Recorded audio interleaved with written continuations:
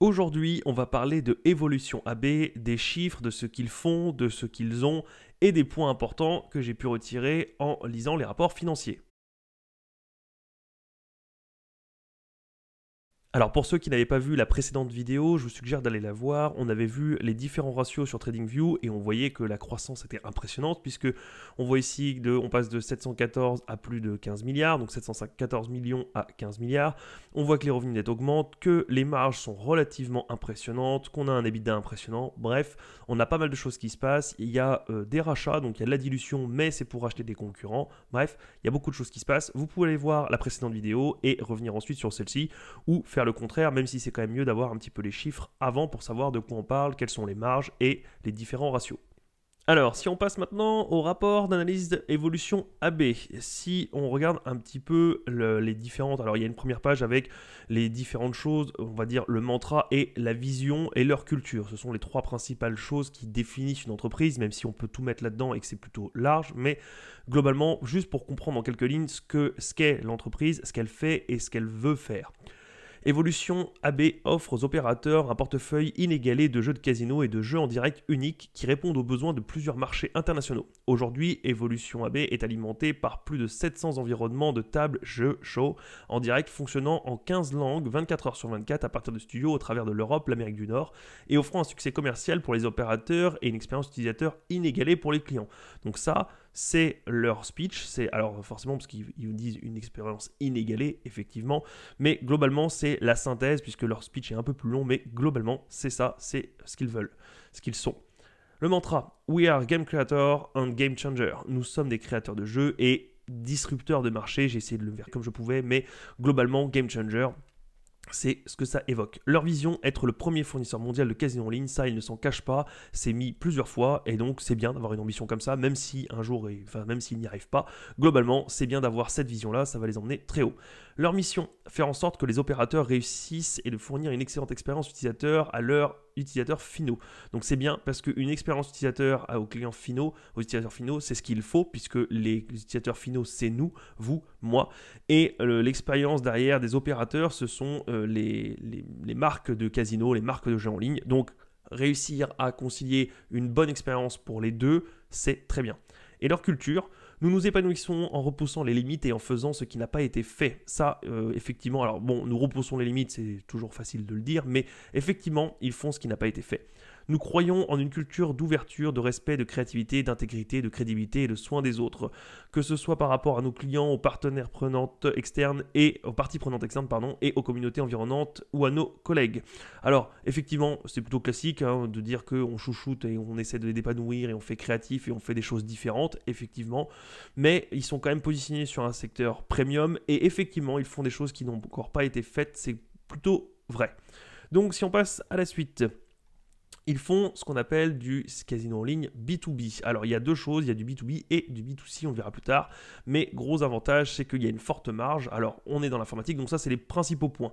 On fait du B2B, on a une forte marge parce qu'on est en informatique et on fait du B2B à des professionnels, ce qui est plus stable puisqu'on fait des contrats aux autres marques de jeux en ligne et ce qui fait que derrière c'est le professionnel qui porte le risque puisque quand un jeu plaît ou ne plaît pas, c'est le créateur, donc le professionnel qui fait que s'il a passé des années à développer le jeu et que ça ne marche pas, bah tant pis pour lui. Si jamais le jeu fait beaucoup gagner aux utilisateurs mais très peu aux professionnels, et bah c'est le professionnel qui encaisse les pertes ou la faible marge. Mais l'idée ici de proposer un contrat. Donc c'est un peu comme quelqu'un qui dans une galerie marchande proposerait un espace en face d'un loyer. Forcément si la marque marche fort, le loyer n'est pas augmenté en fonction, donc quand il y a des gains on ne gagne pas forcément plus, mais si la marque se met à perdre, le loyer reste toujours le même. Et c'est finalement le propriétaire qui gagne quand même les loyers, peu importe ce qui se passe. Donc oui, on ne gagne pas beaucoup plus quand il y a de la hausse, mais on ne perd pas non plus quand il y a de la baisse. Donc ça permet d'avoir derrière une longévité et des revenus plus stables, même si on ne peut pas faire le jackpot, le gros lot, et encore que on verra plus tard, c'est pour ça qu'il y a du B2C. Mais globalement, c'est pas mal. Voici différentes marques, donc il y a pas mal de choses, ce qui inclut en plus beaucoup plus de jeux, puisqu'une marque peut comporter plusieurs jeux. Donc on a vraiment un bon palmarès, ce qui est pas mal du tout. Ici, j'ai remis l'histoire globalement. Alors, elle est relativement longue. Il y a beaucoup de choses à lire. Il y a pas mal de choses qui ne sont pas importantes ou qui sont au second plan, même si tout est important. Mais on a l'entrée côté Nasdaq sur le 7 juin. Enfin, le 7 juin. On a, alors qui est pionnier dans la catégorie Live Game Show, et lancement de capteurs de rêve. Donc il y a un lancement ici. J'ai mis en bleu à chaque fois que Evolution fait l'acquisition d'un concurrent, d'une marque, peu importe. Donc là, Evolution, acquiert Ezugi.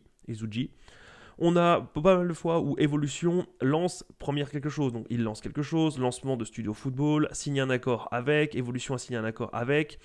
On a Evolution élargit sa gamme catégorie show, ouverture d'un nouveau centre, extension, lancement d'un nouveau jeu.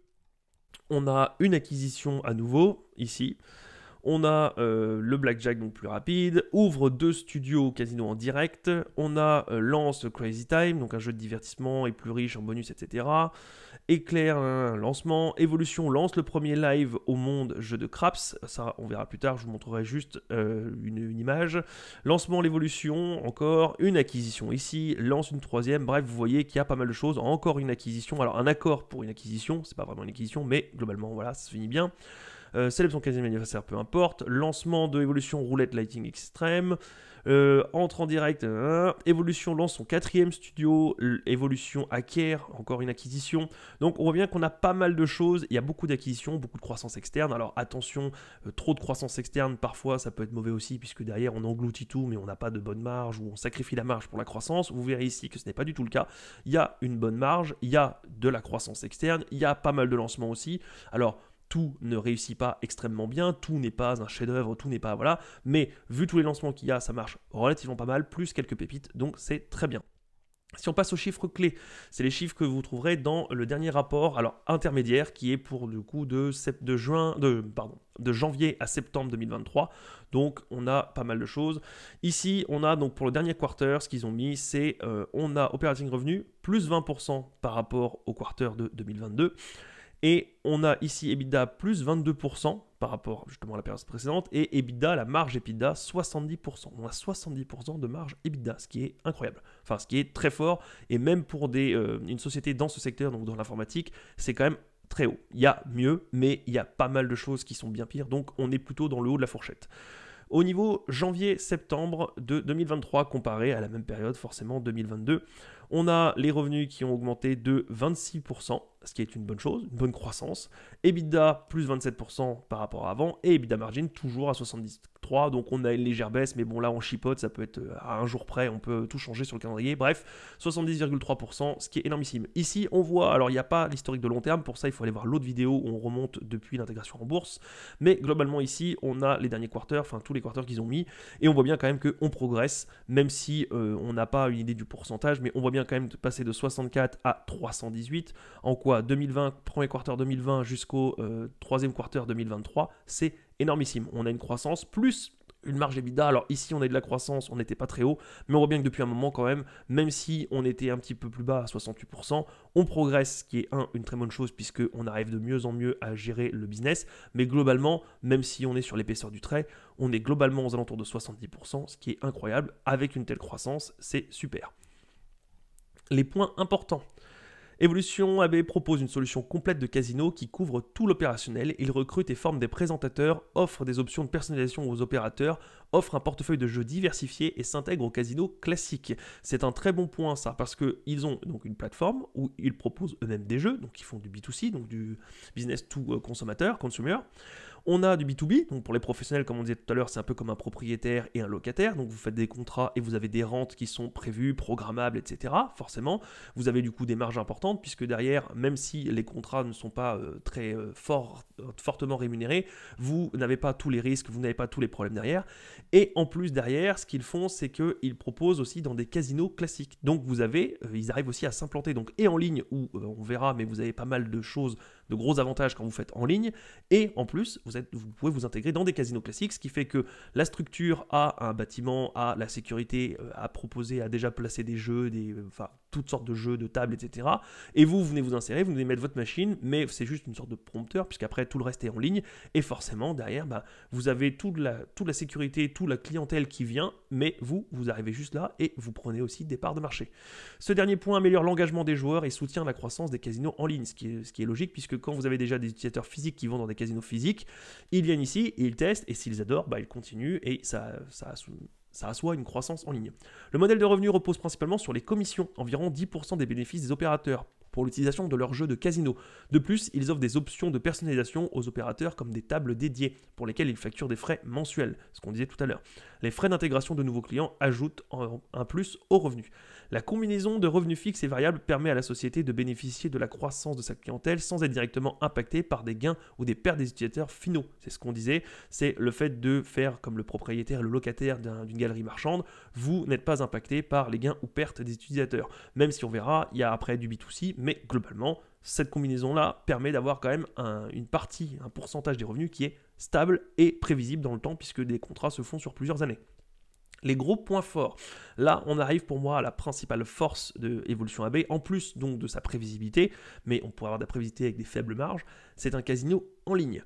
Et ils le soutiennent et ils le mettent plusieurs fois. Économie d'échelle, des coûts fixes pour les croupiers et matériels, puisque forcément, alors on le voit ici, vous avez une personne, donc c'est une personne réelle, c'est pas une IA, vous avez une personne qui est dans un studio et elle est filmée, donc il y a une caméra en face d'elle, et il y a le studio, par contre le fond est faux, c'est devant un écran vert ou un léger fond, mais bref, c'est une fausse, ça c'est une image, c'est de la profondeur, il n'y a pas un réel casino comme ça, mais derrière vous avez une personne ici dans un studio qui du coup interagit avec les gens. Évidemment, tout le monde est au centre de la table et tout le monde pense qu'il est lui en face de la personne, donc la personne ici regarde la caméra de face, et vous voyez les autres cartes ici des autres joueurs, mais chaque personne se voit en face. Si vous avez déjà joué à des jeux en ligne, des jeux de poker, de craps, peu importe, vous voyez de quoi je parle. Mais globalement, voilà à quoi ça ressemble. Donc vous avez juste des coûts fixes, donc vous avez le croupier ou la croupière que vous payez, le matériel vous l'avez acheté une fois de temps en temps, il faudra passer sur une résolution un peu supérieure quand votre matériel tombe en panne ou quand le matériel est un peu dépassé au bout de quelques années, et les serveurs pour assurer la liaison en continu, mais globalement à part ça, derrière,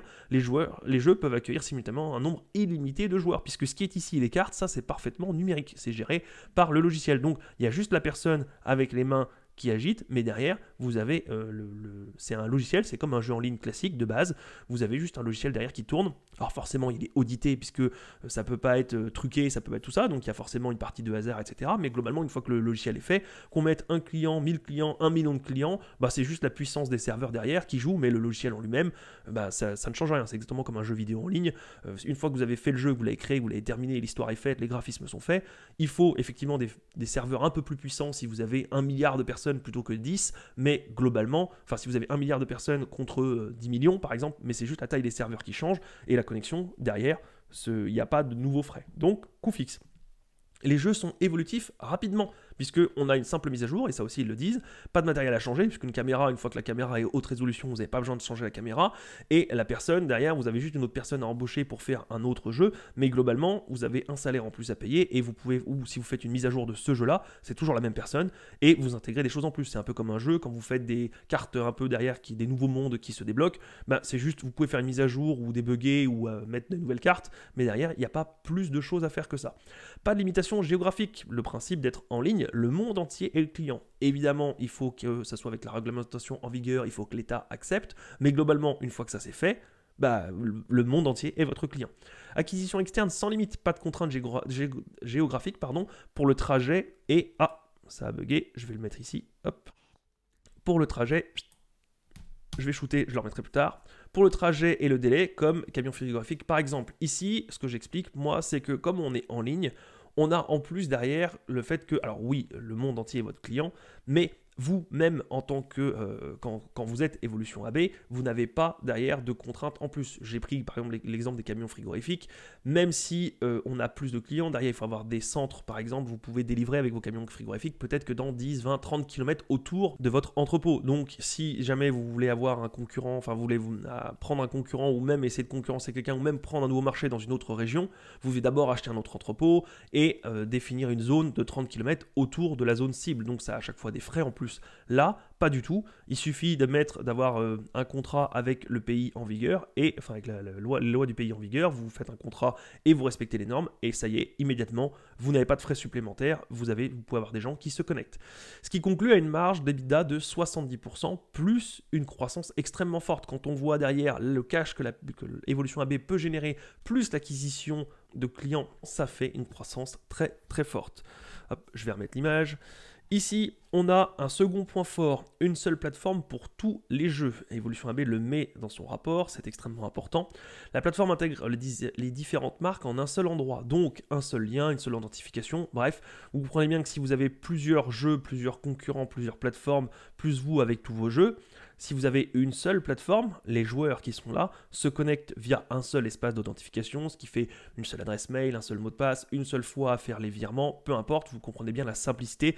Plutôt que de quitter un jeu de casino en ligne, se connecter sur un autre site, sur un autre serveur, avoir plusieurs mots de passe, plusieurs trucs, plusieurs RIB, voilà. Là, vous vous connectez à un seul espace et vous pouvez jouer à tous les jeux. Donc, forcément, c'est une puissance aussi phénoménale, puisque si les joueurs sont attirés par d'autres marques, parce que c'est leur truc fétiche, ça fait des années qu'ils font ça, ils sont sur une seule plateforme et vous pouvez les avoir plus facilement et plus rapidement. Donc c'est un frein en moins pour l'utilisateur qui se connecte à un seul endroit, et pour vous, pour Evolution AB, c'est une simplicité, puisque derrière vous avez juste à vous greffer dans la liste des jeux. Par exemple, si vous déroulez et qu'il y a tous les jeux, vous avez juste à vous mettre entre les deux, et derrière, quand la personne veut jouer à celui-ci et veut jouer à celui-là, elle déroule et elle passe par vous et elle dit tiens, c'est quoi ce nouveau jeu, et elle peut découvrir. Donc les frais d'acquisition de nouveaux clients sont aussi extrêmement faibles. Donc une seule plateforme, et le gros avantage, c'est que pour sécuriser ou faire évoluer ou corriger des bugs, pareil, vous avez une seule plateforme, vous corrigez une fois et c'est bon pour tout. Attention, le point le plus dangereux ici que moi j'ai relevé, c'est la réglementation. Comme ce sont des jeux d'argent, les jeux d'argent sont très souvent mal vus et sont très souvent extrêmement réglementés de par les États. Et surtout qu'il y a pas mal d'États aussi, dont la France fait partie, qui a des jeux d'argent qui ont déjà été validés, comme la Française des Jeux. Et ce genre de jeu fait directement concurrence, même si on n'est pas sur du loto pur. Donc c'est pas un réel concurrent, mais on reste sur des jeux d'argent. Et s'il y a des jeux de loterie, on vient concurrencer indirectement la Française des Jeux. Pour les autres États, c'est la même chose. Donc attention, c'est le point qui a le plus de friction, c'est que c'est difficile de se faire bien voir auprès des États puisque ce sont des jeux d'argent. Et en plus, si jamais il y a déjà un jeu d'argent qui a été validé et accrédité par l'État, ça peut être un problème. Hormis ce point-là, je n'ai pas vu de points dangereux sérieux. Il y en a toujours un ou deux. Le fait que la puissance serveur, toujours à faire attention qu'un de vos concurrents ne fasse pas la même chose. Mais globalement, c'est celui-ci qui peut être le plus bloquant pour la progression à venir. Mais une petite protection au niveau des contrats. Pour les marques avec qui ils collaborent, ils mettent une clause pour les contrats pour rompre si jamais il y a un problème avec ça. C'est-à-dire que pour Evolution AB en direct qui voudrait rentrer dans un pays, effectivement, il peut y avoir des soucis si jamais c'est refusé. Mais par contre, en ce qui concerne tous les concurrents, il y a des contrats et c'est mis dans les clauses, ce qui fait que si jamais un des concurrents, parce que Evolution AB ne possède pas forcément toutes les marques qui sont dedans.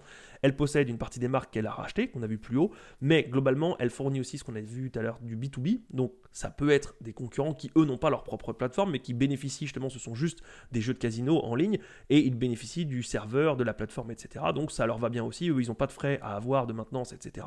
Ils gèrent pas, ils ont un contrat, et en contrepartie, il y a une commission qui se fait, une rémunération.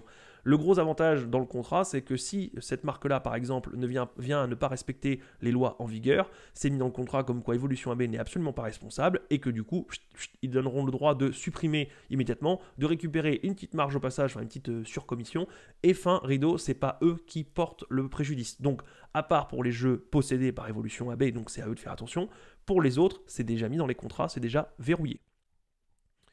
Niveau jeu, il y en a pour tous les goûts, il le précise bien. Il y a des jeux classiques, donc poker, blackjack, roulette, etc., machine à sous. Il y a des jeux télévisés et des nouveautés. Alors ce qu'ils appellent unique, il faudra aller vérifier si c'est réellement unique, mais comme ils ont mis le nom et qu'ils ont tamponné, je pense que oui, il faudra aller vérifier. Mais des nouveautés comme par exemple un Monopoly où on peut gagner de l'argent. Donc c'est une version du Monopoly, mais version jeu réel ou jeu d'argent où on gagne. Et ils prônent le fait d'être les premiers et les seuls à faire ça, à vérifier, mais globalement il y a tout le temps des nouveautés qui sortent, plus les grands classiques que tout le monde aime, les pokers, les machines à sous, les jeux télévisés, alors les jeux à gratter, mais pas, on gratte pas réellement, mais des jeux de hasard. Bref, il y a vraiment pour tous les goûts, ils ont montré la liste, il y en a beaucoup. Point rassurant, la majorité des revenus est générée par des commissions. Donc c'est ce qu'on disait tout à l'heure, c'est les commissions via les B2B. 10% de ce que les marques gagnent reviennent à Evolution AB, donc pas de risque de perdre à une table ou un gros lot, plus une grande visibilité, c'est ce qu'on disait tout à l'heure. Ce sont des contrats sur le long terme, donc vous avez des revenus récurrents et visibles, ce qui est une bonne chose. Avec ça, ça permet à Evolution AB de racheter progressivement des marques, d'optimiser, de sortir de nouveaux jeux, mais quand vous avez un fonds de commerce solide et prévisible, c'est une bonne chose. Plus quelques extras. Il propose aussi des forfaits de personnalisation, par exemple des salons de VIP ou encore des traductions spécialement dans la langue du pays en question. Je ne sais pas pourquoi il y a un point d'interrogation ici. Hop, dans la langue du pays en question. Parce que forcément, quand vous prenez juste un contrat standard, vous avez des options standards et vous pouvez du coup surfacturer derrière quelque chose, ce qui est pas mal. Donc on voit ici, je vous ai mis donc, les end users, les gaming revenus. Ici, on voit bien l'opérateur, donc le B2B, et les commissions qui reviennent à Evolution AB. Et on a donc une source de revenus de B2C et de B2B. Donc on a Evolution AB ici qui fait du B2C en proposant ses propres jeux directement et ils empochent ici les gains. Alors attention à voir aussi s'il y a un risque de perte, etc. Mais pas plus que dans les jeux classiques qui sont faits à la base quand même pour que c'est toujours, on dit toujours que c'est le casino qui gagne, c'est jamais vous. Donc c'est bien fait dans ce sens-là. Et vous avez aussi une base solide et durable via des B2B qui, eux, sont vos concurrents directs. Mais vous, quand ils gagnent, vous gagnez. Et quand vous gagnez, vous gagnez. C'est une très bonne chose. Et ici, même s'ils perdent ou s'ils gagnent, vous gagnez. Et vous gagnez de façon stable et pérenne. Ici, je vous ai mis l'équipe dirigeante. Alors, je vais la remettre en bas. Hop, équipe dirigeante, et je vous ai mis un nota. C'est vraiment pas pour voir leur profil, puisque le souci, c'est que quand on dit ah oui, celui-ci, il a fait telle école, oui, mais le jour où ça change, on remet tout en question. C'est surtout le fait que, peu importe le fait qu'ils aient fait une école ou pas, que ça change ou pas, et on a des très bons gérants des fois qui n'ont pas fait des superbes écoles, suffit qu'ils soient impliqués, et c'est ce qui compte le plus, puisqu'une personne impliquée verra dans le sens de l'entreprise, et donc dans votre sens à vous, si jamais vous êtes actionnaire par exemple. Et ici, ce que j'ai mis surtout, c'est parce que on voit ici les parts qu'ils ont, et 584 000 parts, 96 000 parts, ici 50 000 parts, et ici 700 000 parts. Et quand on voit que, à l'heure actuelle, alors ça peut fluctuer, mais on est aux alentours de 100-110 euros l'action, bah vous comprenez bien, vous faites vite la conversion et vous voyez que cette personne, par exemple, il a pas mal d'argent en jeu, donc il a tout intérêt à ce que l'action progresse, pas juste en faisant le buzz et voilà, mais juste plutôt en faisant du long terme et en allant dans le sens de la société. Donc l'intérêt du groupe management et des actionnaires et de la société sont alignés. Petit bémol, j'avais vu ici qu'il y avait une prime d'intéressement en stock option, mais l'équipe dirigeante, je ne sais pas pourquoi il y a eu encore, hop, l'équipe dirigeante est à l'écoute, moi j'ai trouvé, puisque derrière on a vu en février 2023, il y avait une proposition de 5 millions pour une dilution de 2,32%. Mais du coup, il y avait eu un levé, un holà. En juin, la décision est finalement 2 fois plus petite. Ils ont proposé seulement 2,5 millions pour une dilution de 1,16, donc on est à la moitié aussi, ce qui faisait une petite dilution, même si c'est toujours 1%. Alors après, si c'est 1% par an, ou même au bout de 10 ans, ça fait une dilution de 10%, d'accord, enfin de 11%, 6%. Mais si derrière, ça a permis de motiver tout le monde et qu'on continue à avoir une croissance de 20 ou 25% par an, avoir une dilution de 10% au bout de 10 ans, bon, c'est pas ce qui me dérange le plus. Mais vu qu'il y a encore eu un holà, en juillet 2023, annulation, car le cours ne correspond plus aux critères et aux propositions du début. Donc comme tout a changé, ils se sont dit on va annuler ce contrat-là, et donc là, pas de dilution prévue, ce qui est une bonne chose, puisque on voit qu'ils sont à l'écoute et ils ne font pas n'importe quoi. Quand les conditions de marché ne sont plus les mêmes et que les actionnaires ne sont pas d'accord, eh ben ça ne voit pas le jour, donc c'est une très bonne chose, ils sont à l'écoute. Pour résumer ici, les faibles charges, parce que c'est un jeu en ligne, ça c'est le plus gros point fort pour moi. Enfin, les deux qui suivent. Ça, parce que le fait que c'est un jeu en ligne, les faibles charges. Le nombre de clients illimité, puisqu'on est toujours dans un jeu en ligne, donc le monde entier est votre client, ce qui est une très bonne chose. Et un nombre de clients en plus, puisqu'on a le B2B et le B2C et le B2B. Donc on a des clients en plus, même vos concurrents sont vos clients, les professionnels, donc ce qui est une très bonne chose. Ils possèdent la propriété intellectuelle, ce qui est une très bonne chose aussi, c'est une force de frappe. Quand vous possédez des marques et que vous possédez des concepts de jeu, et que vous avez bien verrouillé tout ça, c'est à vous. Donc ça a aussi de la valeur, même si derrière on ne peut pas le comptabiliser en argent dans les caisses. C'est derrière une marque qui pourra un jour être revendue, ou même une barrière à l'entrée pour d'éventuels concurrents qui ne pourront pas faire le même jeu. Donc propriété intellectuelle, c'est aussi une grande force. Récurrence des revenus, moi c'est ce que j'ai trouvé qui est génialissime. Le fait que les concurrents deviennent aussi vos alliés puisqu'ils vous donnent de l'argent, et surtout les contrats avec une récurrence, et comme on le disait, via des commissions pour les professionnels et les clients fidèles. Hop, je remets ça ici, pareil. plus clients fidèles, puisque derrière, quand vous avez les professionnels qui ont leur propre marque avec des clients fidèles, si ce sont des revenus récurrents, ce sont des revenus récurrents pour les professionnels, ce sont des revenus récurrents pour vous, même si vous êtes très faiblement impacté, parce que si le professionnel demain a 3 fois plus de clients, vous, comme c'est une sorte de loyer de commission, vous avez une part fixe et une petite part variable, mais la part variable va être très finement impactée, et donc derrière, vous ne gagnez pas autant. Mais l'avantage, c'est que c'est visible, c'est ce qu'on disait, c'est comme un locataire, enfin comme un propriétaire et un locataire, vous pouvez un petit peu de temps en temps augmenter la valeur du contrat et gagner un petit peu, mais si la personne qui loue votre espace fait 4 fois plus de chiffre d'affaires, bah, c'est tant pis pour vous, vous ne participez pas à la hausse, mais globalement, si vous augmentez un petit peu votre loyer, c'est un moyen de gagner un petit peu aussi, mais globalement, c'est surtout pour la sécurité, cette ligne-là est surtout pour la sécurité. Il y a derrière là, plus pour la croissance. Acquisition, on a vu croissance externe, donc croissance accélérée. Il y a eu beaucoup d'acquisitions, on l'a vu plus haut tout à l'heure, il y a vraiment pas mal de choses et ils continuent à le faire. Ils ont pour ambition, enfin pour projet de continuer à faire des acquisitions dès que les opportunités se présenteront et que ça sera pour eux à un tarif attractif. Il y a un effet de réseau, exactement comme les réseaux sociaux. Forcément, quand vous êtes sur un réseau social et qu'il n'y a que 10 personnes, vous n'avez pas cet effet boule de neige puisqu'il n'y a que 10 personnes qui vont poster des contenus, donc ça sera un peu mort. Vous avez difficilement de chance de retrouver des amis à vous, des anciens amis à vous, des amis à des amis, parce que vous n'avez pas cet effet réseau. Et donc plus il y a de monde, plus il y a de monde. Et donc c'est ça, c'est l'effet réseau. Et comme ils ont leur propre jeu puisqu'ils font de la croissance externe et qu'ils achètent beaucoup de concurrents, et qu'en plus il y a des concurrents sur la plateforme, vous avez un effet réseau qui est énormissime. Et enfin, le marché du jeu en ligne est porteur et en forte croissance. Le marché aujourd'hui est environ à 65 milliards de dollars et sera aux environs de 153 milliards de dollars en 2030. Ce qui veut dire que déjà aujourd'hui, on pourrait ponctionner 65 milliards par an et ça va faire un x2, presque un x3, allez, un x2,5 dans 10 ans, enfin dans 6 ans.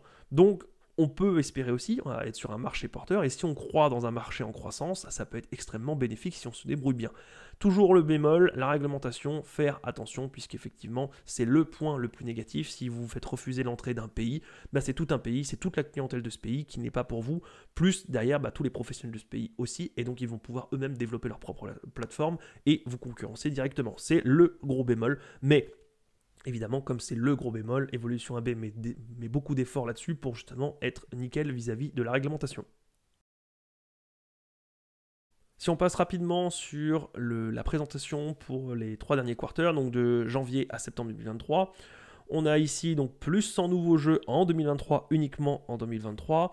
Donc focus sur le recrutement et expansion des studios, c'est ce qu'on disait. Donc comme on voyait tout à l'heure, il y a plusieurs studios et comme ça marche fort, il y a juste une personne à payer. Vous achetez le décor une fois, vous faites ça bien, vous mettez la caméra, vous mettez tout en place, le serveur et c'est bon. Et donc c'est forcément c'est idéal puisque vous faites beaucoup de croissance. Si on passe à la suite, ça c'est ce qu'on a vu tout à l'heure, donc avec la croissance des revenus et la marge EBITDA. Ici, on voit la croissance du staff, donc on le voit bien ici, une forte croissance. L'activity in the network, donc là vous avez tous les jeux, vous voyez bien la croissance aussi. Ici, alors je ne sais plus si ce sont leurs dernières acquisitions ou leurs best-sellers, parce qu'il y a tellement de marques, il y a tellement de choses que je suis un peu perdu, il y a tellement de choses, mais je ne sais plus si c'est l'un des deux, mais en tout cas, c'est quelque chose qui marche bien et qui est une bonne nouvelle pour la société. Ensuite, on a les revenus par région. Alors, on voit que c'est un peu déséquilibré, mais ça veut dire aussi que comme ils sont dans d'autres régions, par exemple en Asie, ça va pouvoir progresser.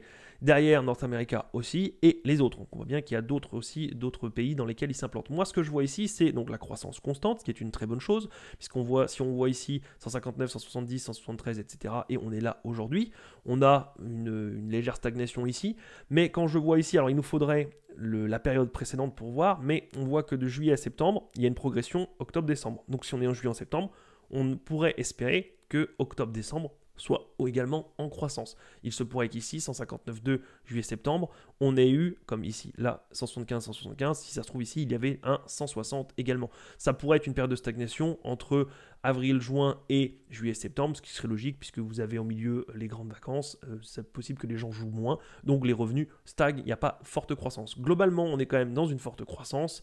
Ici aussi, on est en croissance. On est également en croissance ici avec légère stagnation ou léger retrait. Donc on voit bien qu'on avait 57, 55, 54. À voir pourquoi. Ici, on est également en croissance et ici, on est également en croissance, voire même ici, stagnation et léger recul pendant une année, le début de l'année, et on remonte ici. Bref, dans tous les cas, on a une croissance totale qui monte, ce qui est une très bonne chose. Donc, pour l'instant, rien à dire. Ici, on a le développement, donc c'est ce qu'on avait vu tout à l'heure dans le rapport. On a une progression phénoménale avec toujours une marge d'EBITDA impressionnante, donc c'est super. Ici, on a les revenus par quarter. Et si on regarde bien, si on fait le parallèle avec ce qu'on avait vu avant, on voit qu'entre le quarter 2 et le quarter 3, souvent, on descend. Donc quarter 2, quarter 3, on passe de 20 à 10,9. Quarter 2 à quarter 3, de 13 à 11,7. Et ici, on est où? Quarter 2 à quarter 3, on avait eu un pic. Donc on voit que ça, il arrive, donc quarter 2, quarter 3, on a une année sur deux où on progresse et une année sur deux où on diminue. Ce qui pourrait être du coup ici le fait que ça justifie qu'ici on stagne. Ce qui veut dire que peut-être qu'on avait diminuer cette année-là, mais qu'avec la croissance, on rattrape. Bref, quoi qu'il en soit, ce n'est pas pour moi une preuve de faiblesse, c'est juste que oui, ça arrive de stagner sur deux trimestres consécutifs, ce n'est pas une mauvaise nouvelle, je vois que la tendance générale est à la croissance, et quand on redescend, on voit que globalement, il y a des années avec et des mois avec et des mois contre, mais globalement, on est en croissance. Si on descend, on arrive ici donc avec le tableau les détails, et surtout ici, on a capital et expenditure, donc le CAPEX, investissement. On voit qu'on est en légère descente, ce qui est une bonne chose. Et l'operating cash flow, on voit la cash conversion qui est énormissime, près de 80%, donc en cash conversion, ce qui est incroyable. Voilà, on arrive à la fin de la présentation d'Evolution AB. J'espère que vous avez aimé le fait que je vous présente le rapport, que je vous présente aussi la présentation d'Evolution AB, que je vous donne selon moi les points forts, les points faibles. Ça ne vous dispense pas d'aller vous-même lire les rapports financiers et écouter les conférences call, puisque vous allez peut-être relever des choses que je n'ai pas vues, aussi bien dans le bon que dans le mauvais. Vous allez peut-être aussi corriger une erreur, c'est possible. Donc allez voir, ça ne dispense pas. Mais j'espère que vous avez apprécié pour au moins vous montrer un peu, comment on fait, ce qu'on relève, et deux, si ça vous a aidé à découvrir une entreprise, à découvrir un nouveau business et potentiellement en croissance, puisqu'on voit avec des chiffres impressionnants et une croissance impressionnante et tout a l'air, pour moi en tout cas, d'être au vert de ce que je vous ai présenté. J'espère que ça vous fait découvrir, que ça pique un peu votre curiosité, que ça vous donne envie de faire du stock picking et que ça vous donne envie d'aller faire des recherches. Dites-moi si vous avez aimé ce genre de présentation, si vous en voulez d'autres.